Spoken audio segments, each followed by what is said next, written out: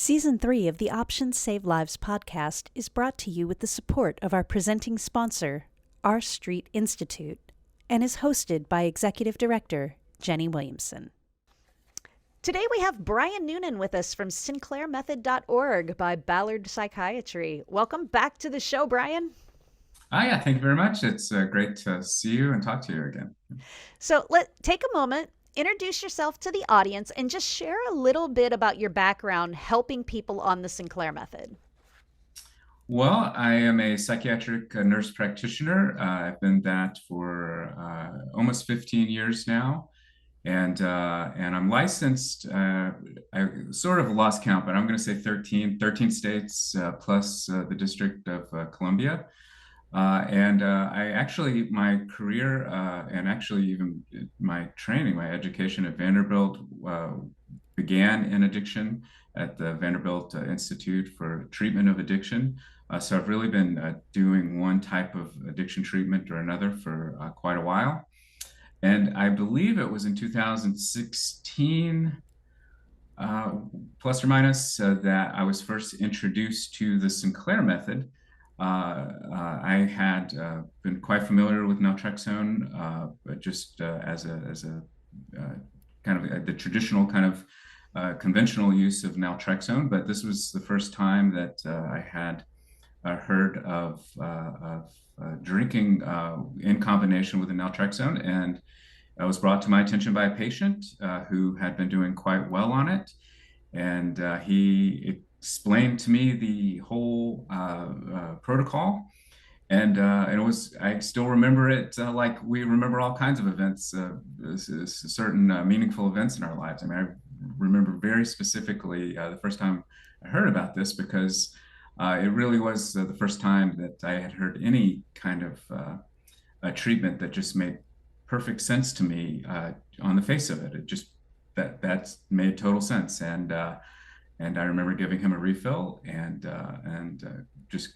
trying to find every amount of research or any type of information about it, like a lot of people do the first time they hear about it. And it wasn't long before that, before it was kind of a treatment specialty that I had, just because I had seen so much success with it right out of the gate. The things that people were saying to me about it, the responses, and then it didn't take long for people, this was in Seattle, for people to contact me from other parts of the state, other surrounding states, and that's where the idea for having the TSM provided through telehealth came about.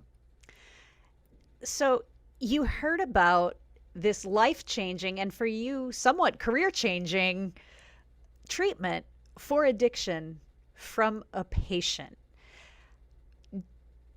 Talk a little bit about how different that is from everything else that you have learned in your addiction studies and profession. Have you ever been in a situation where a treatment that you then researched and embraced was brought to you by a patient as opposed to the medical addiction and educational system?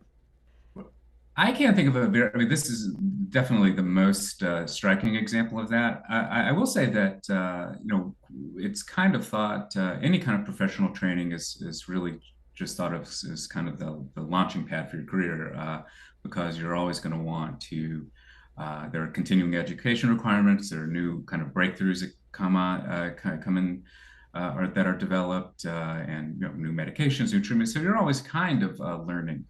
I think what was different about this is that it was not new. It wasn't something that was, kind of a new medication that was being marketed, or we, someone developed a new type of treatment for trauma. EMDR, for example, that kind of had this breakthrough that there was some point where it was not known, and then it became widely known. So I think what was interesting about this is that naltrexone had been FDA approved in 1994. It was something that I had prescribed. It was something that we had used in various facilities or centers that I had worked at. I think that was what was new about it, that it was just kind of something that was the kind of the basic materials for the Sinclair method were there, and yet this kind of the way of using all these materials was what was novel about it. But yeah, it was not something that certainly was not taught in schools, or I didn't learn it from any other professionals. And as I mentioned, I was in this was addiction was not that I was an outsider. I had worked in addiction for quite a long time, different types of approaches, inpatient, outpatient, so it was just not on the radar at all. So it is surprising that it kind of took so long for all of these ingredients, which we knew, to assemble them kind of in this particular way.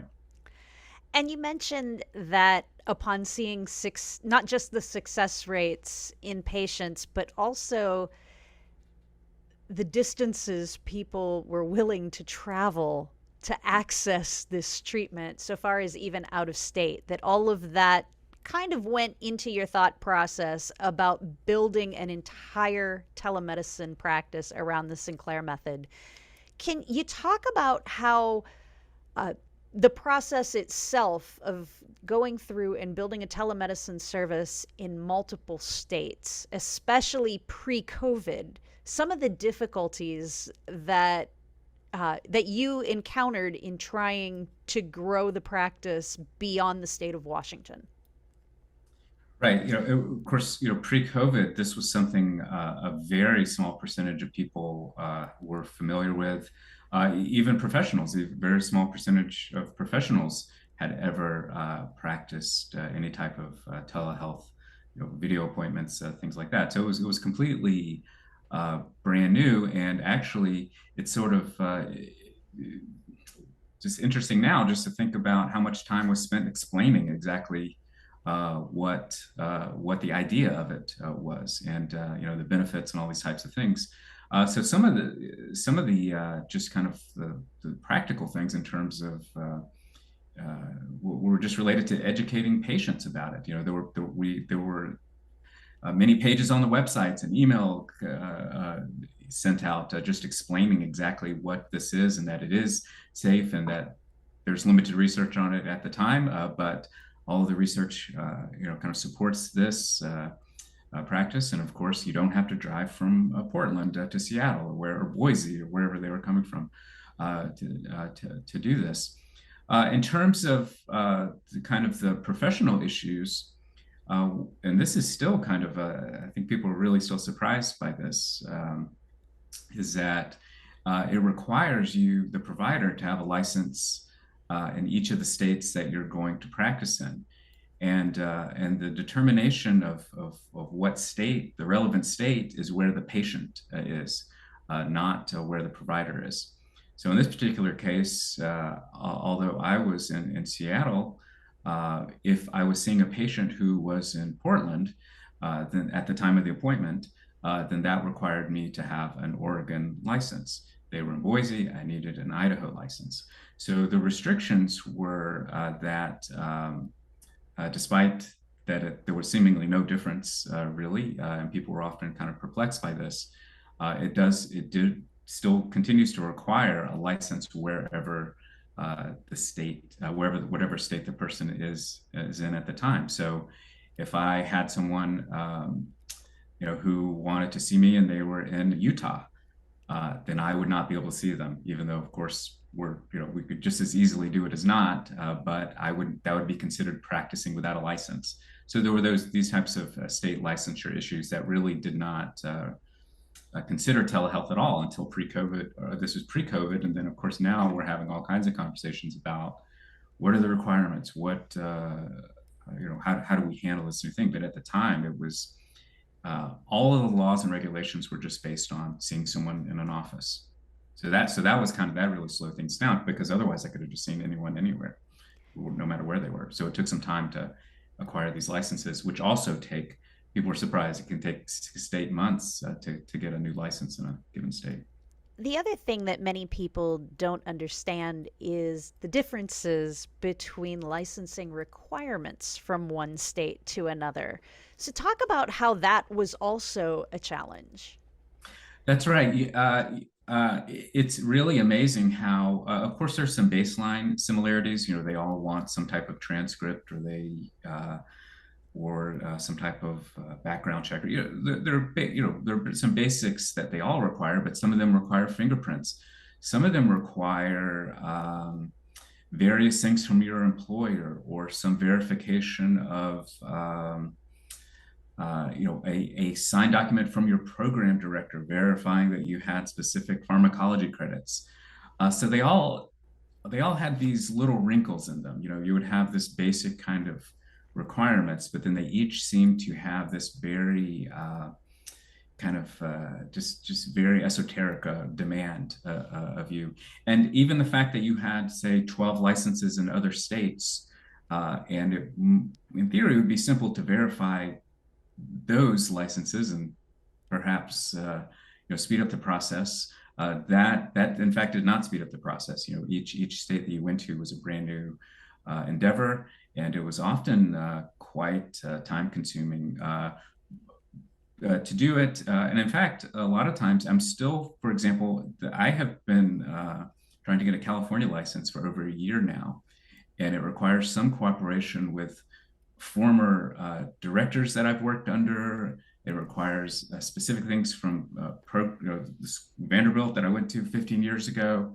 So it's not as easy as it would seem to just have these. Some of them are completely by paper, so you have to print these things out. Some of them are electronic now. More and more are electronic. But so there are all kinds of hurdles to go through, and each state has its own peculiar way of doing it.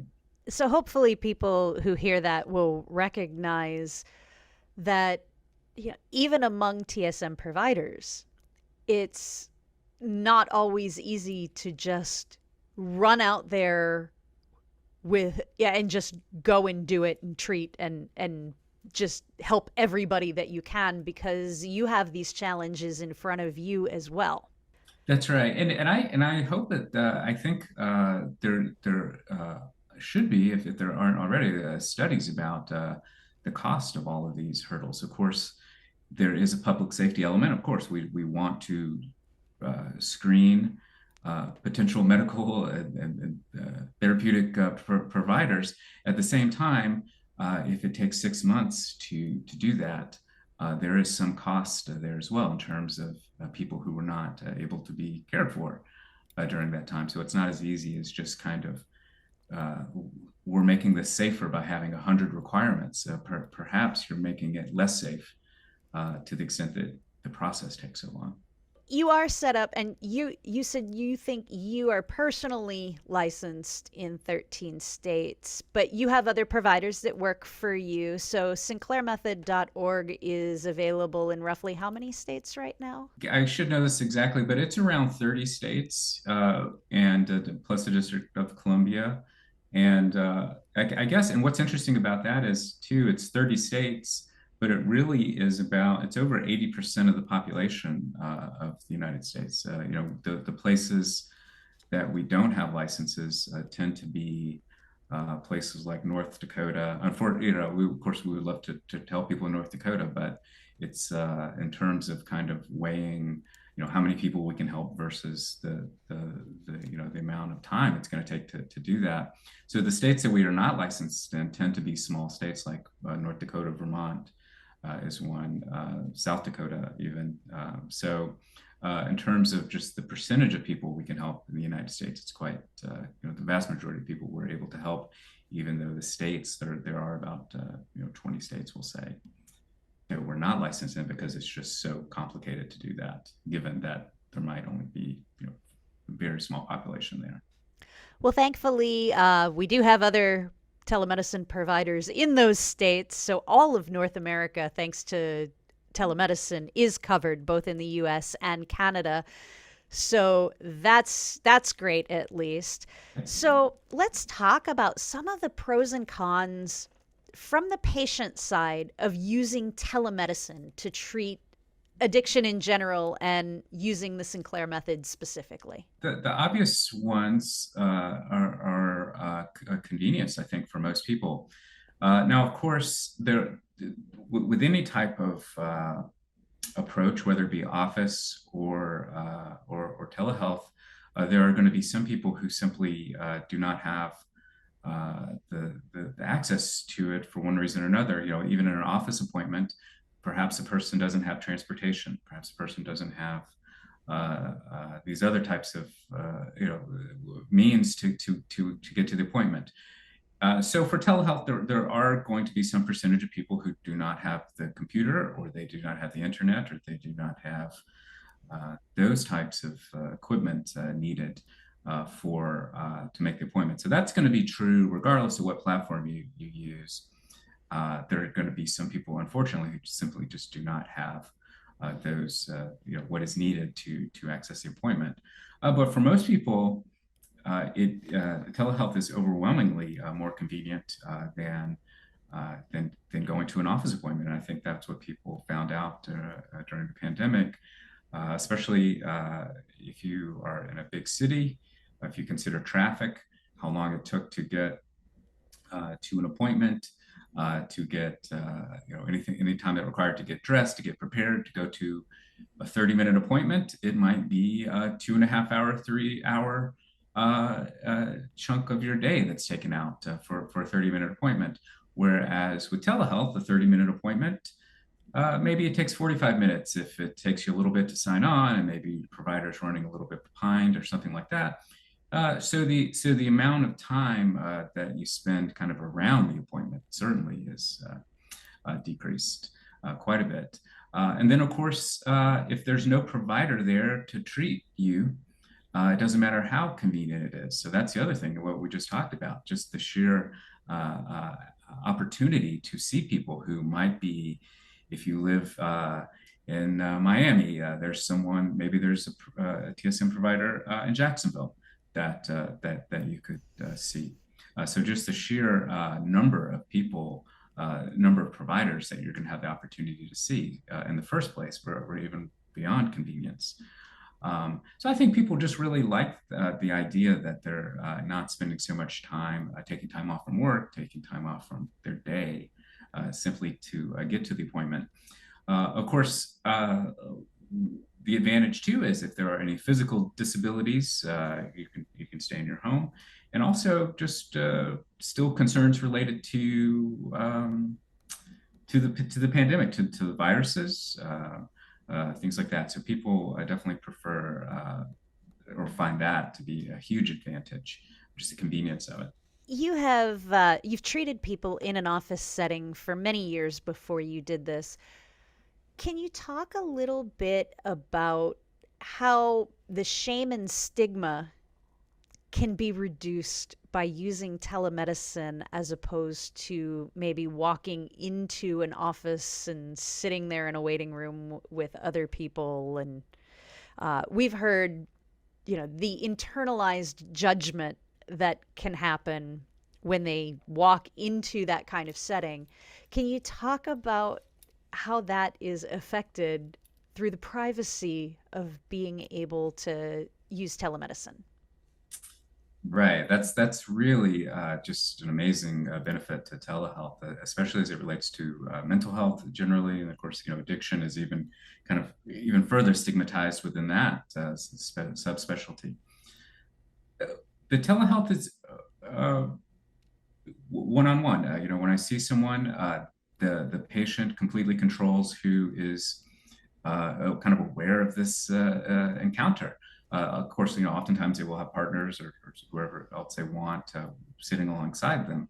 But if they want, it can be a completely confidential encounter, just me and the patient.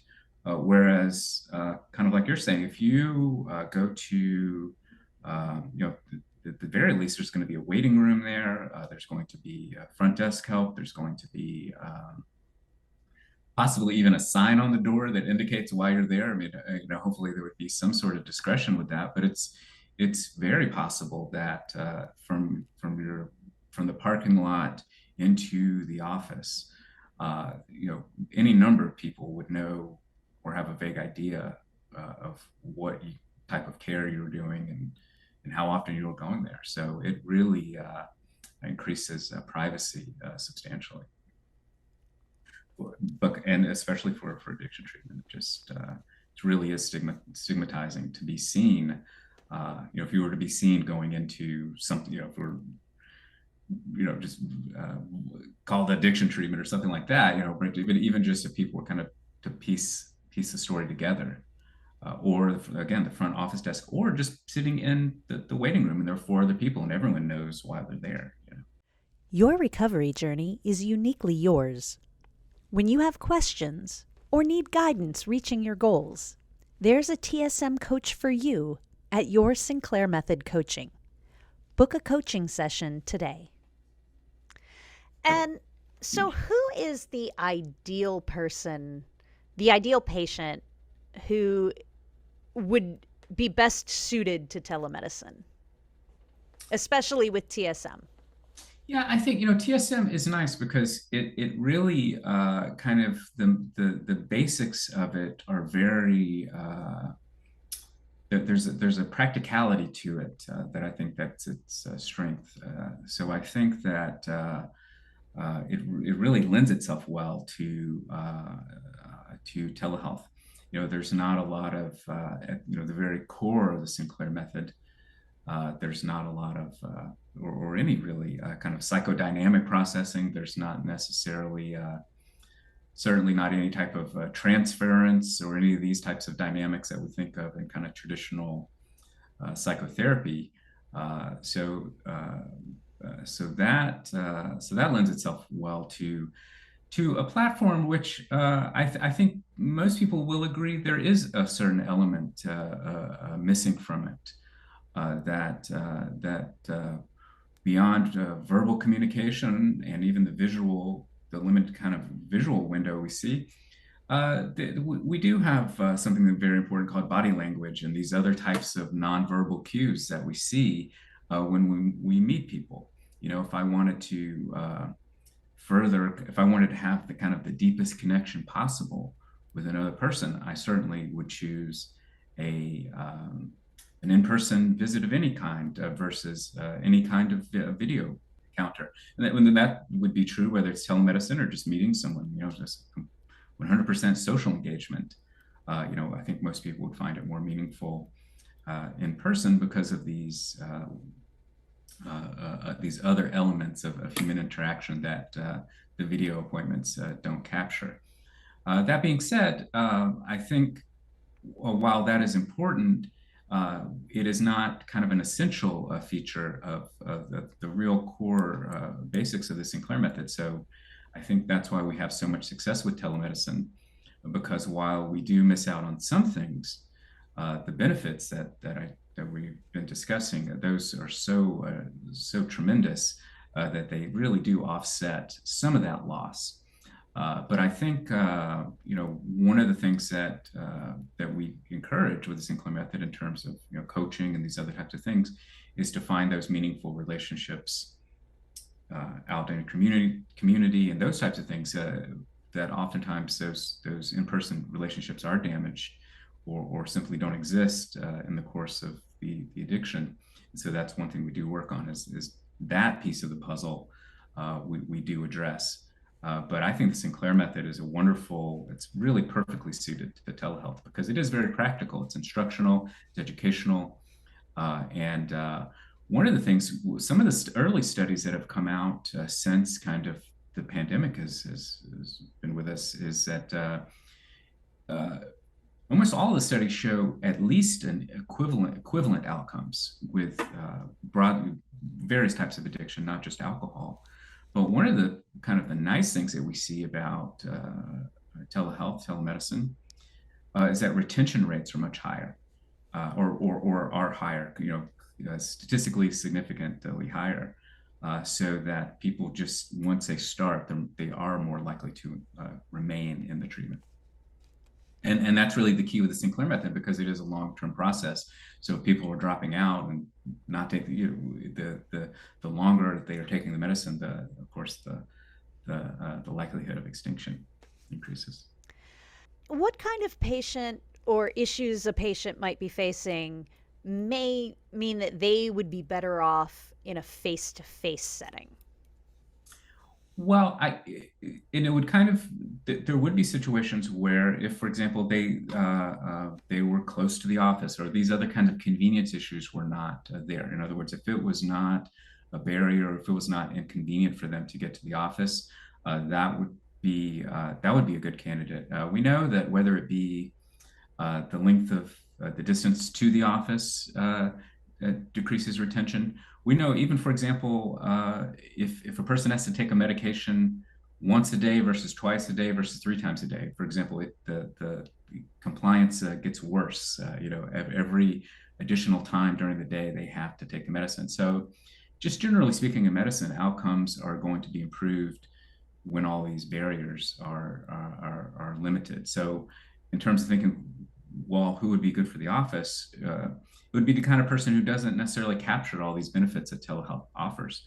So if it is very convenient to get to the office, and they are not concerned by privacy, or as concerned, I think most people would have some just kind of basic need for privacy. But if that is not the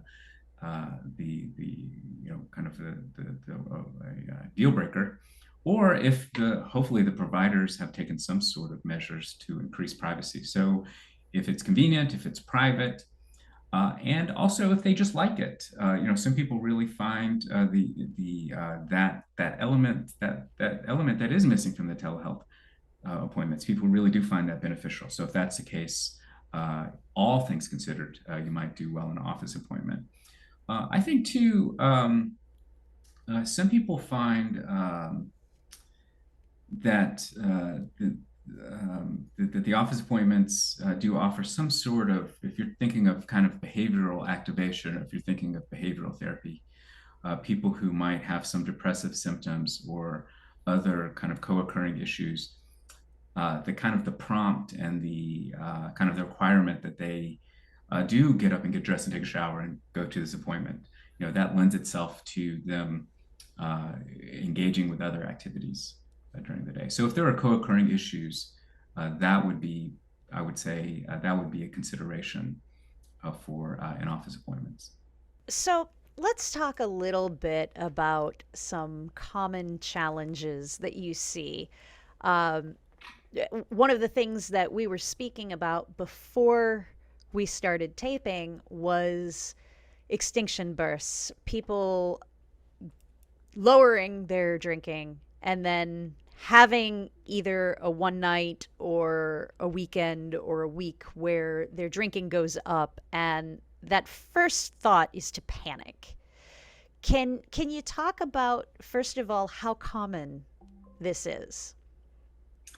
So an extinction burst is a type of burst. I should say that we do, and I'll talk about this in just a minute, but we do see sort of broadly speaking, we see variance.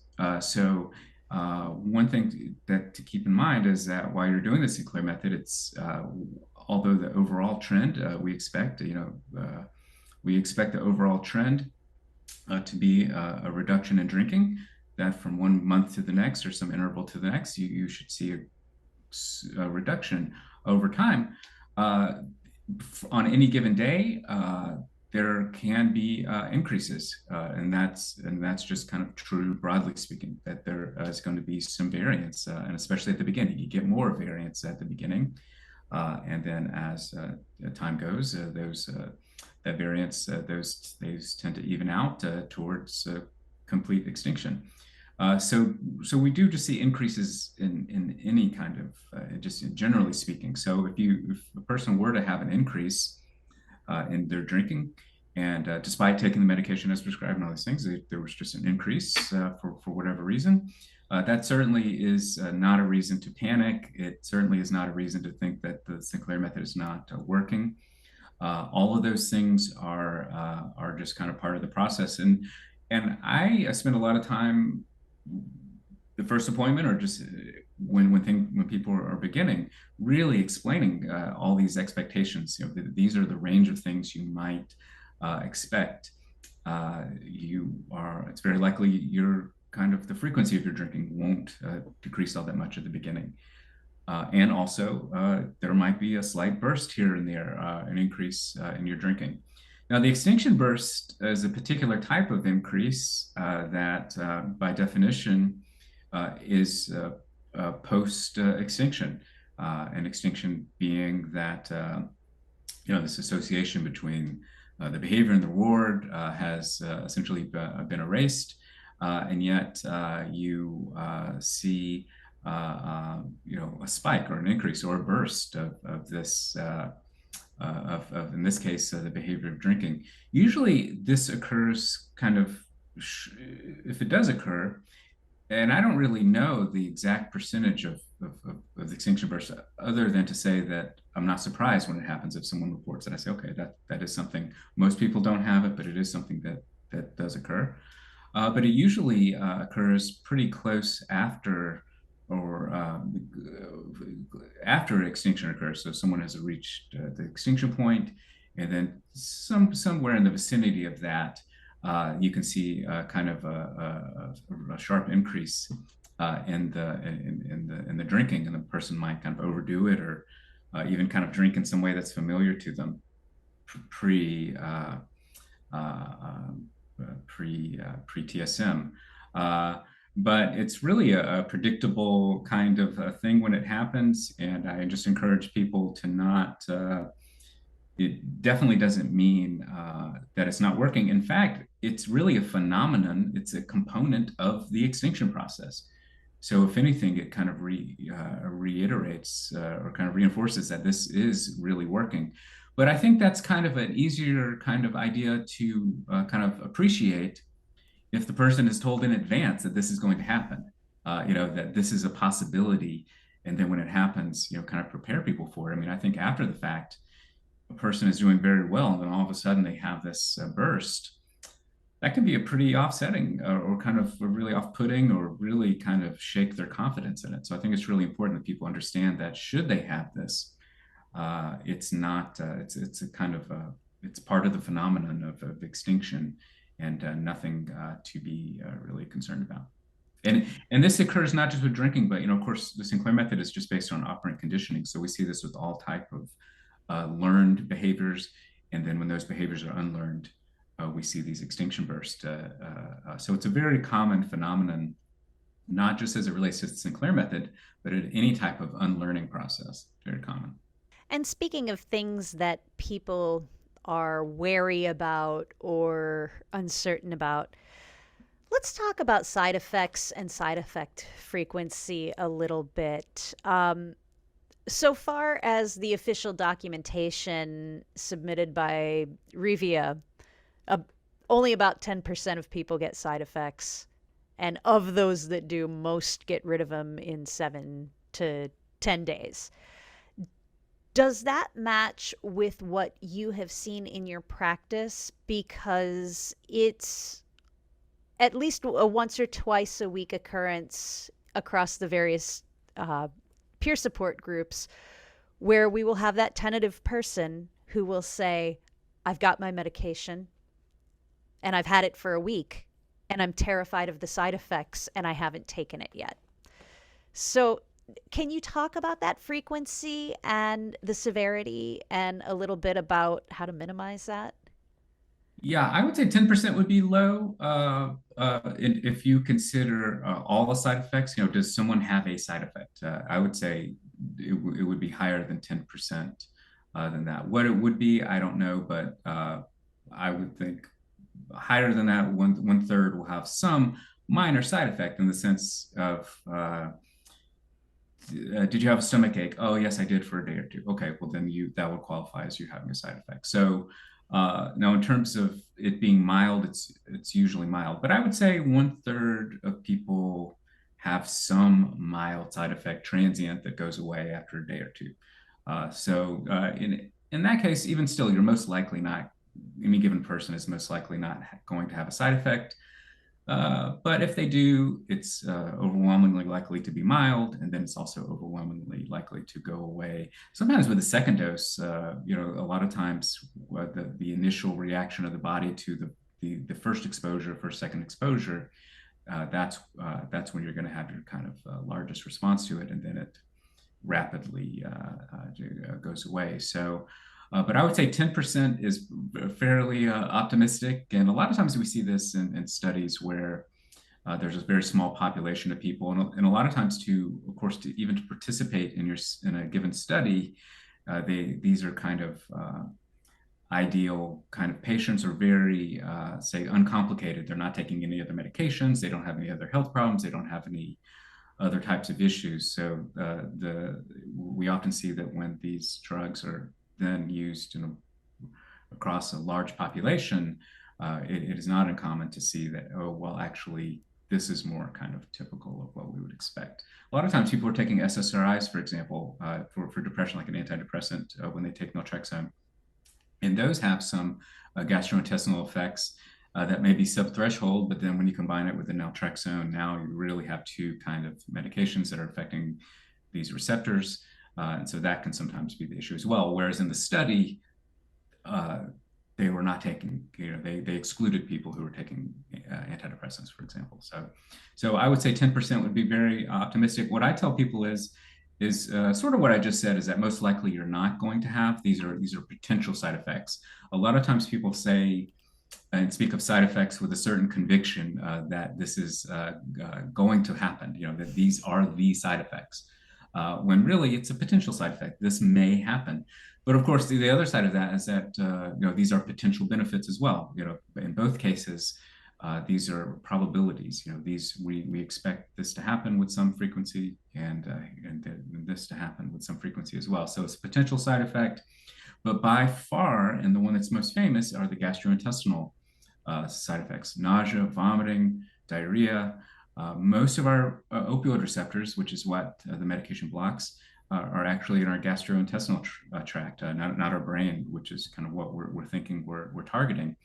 And that's also true for antidepressants, for example. Most of our serotonin, dopamine, norepinephrine, these kind of what we think of as brain chemicals, they're really mostly gastrointestinal in terms of their origin and in terms of where these receptors are located. So it's a very kind of predictable side effect from naltrexone. We would expect that gastrointestinal side effects would be the most common. So that's really the main one I kind of warn people about. You might have nausea, vomiting, diarrhea, but really the best way to prevent that is to, at the beginning, first couple of times, to prevent any side effect, just take half a tablet. But then also, you really want to take that with a meal. And I really emphasize a meal versus food. Just generally speaking, you really want to take a half a tablet, full meal, and that's going to be the best way to reduce any side effect, but especially the gastrointestinal ones. And I will tell people as well, especially if they are anxious, this person you mentioned here, that's very common to be anxious about taking a new medicine. Take a quarter of a tablet. If you know that you have a sensitive stomach, irritable bowel syndrome, or you're just anxious about it, just take a quarter of a tablet. There's really such amazing treatment that there's no reason to kind of take a risk by having an unpleasant side effect. And there's also no rush. It's a long-term treatment as well. So if there's any concern, just take a quarter of a tablet the first time, full meal, and see what you think. And then you can go up to a half tablet, full meal, just see what you think. So just be very, very slow and very, very cautious when you start it out. But again, I will say, even if people ignore all of my advice and recommendations, they're still most likely not going to have a side effect. But you just never know who you're going to be. But people can have, some people it makes them a little tired. Some people, they feel like it makes them a little kind of wired, even a little bit.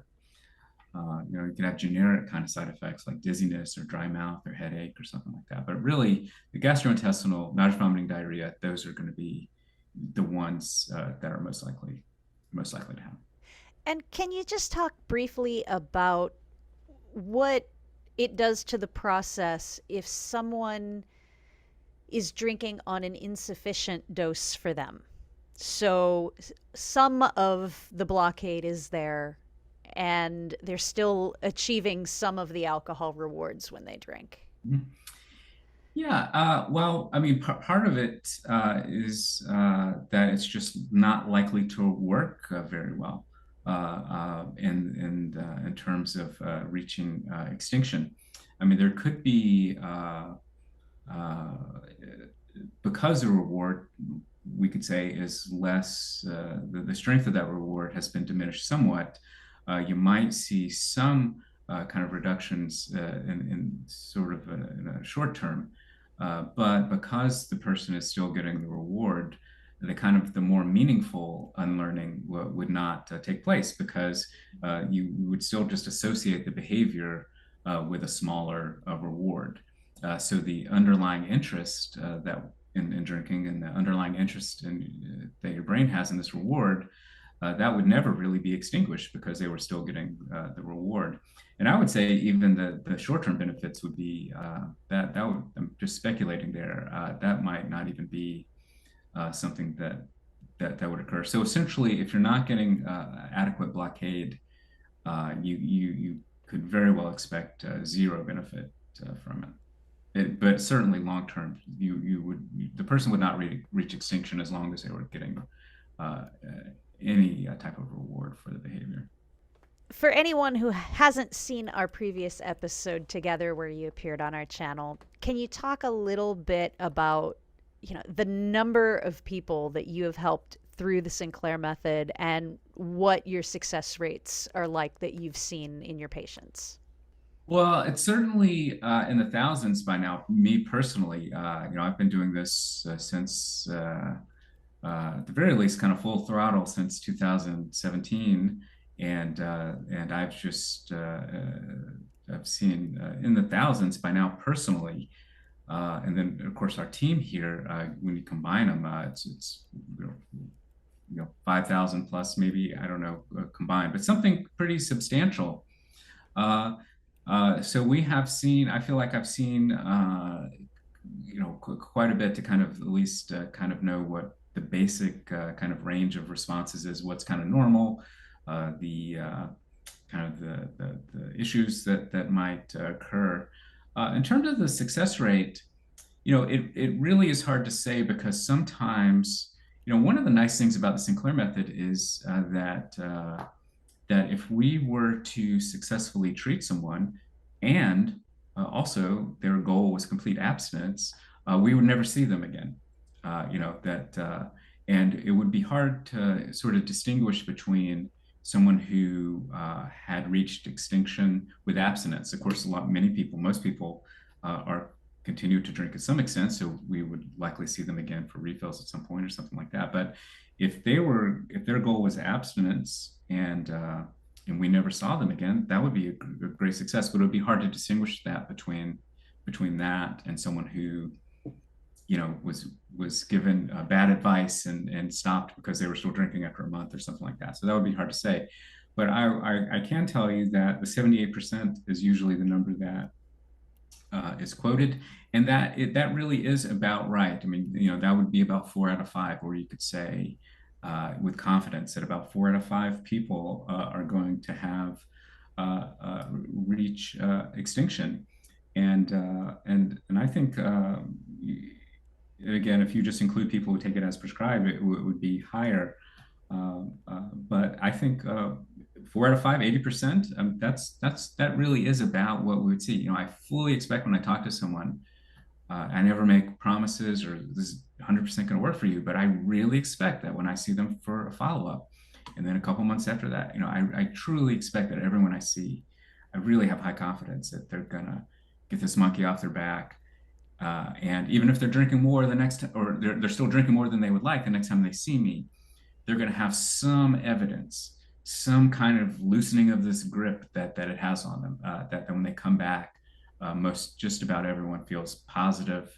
They feel like they're on the right track, and they can sort of, for the first time, kind of see something that was really unimaginable, which is that this addiction that was kind of occupying so much of their mind, they can almost imagine it not quite being there all the time. So the 78%, I would say that's about right.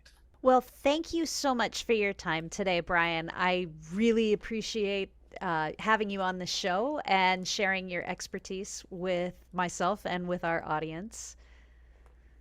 Oh yeah, you're very welcome. And of course, we appreciate everything the C3 Foundation is doing, and I feel like the momentum is growing, and pretty soon this will be, I hope, just kind of considered mainstream treatment. This will be the treatment for alcohol use disorders. So. This TSM Quick Tip is brought to you by the C3 Foundation with support from our sponsor, Alcure.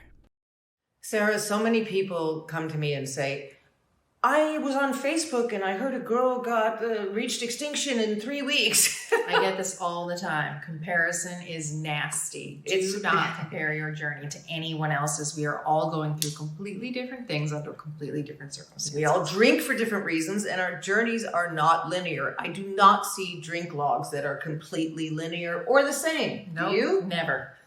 So please don't compare yourself to anybody online. Remember, this is your journey, your accountability, your mindfulness. Do the Your best. health. Yes, your health, mental and physical.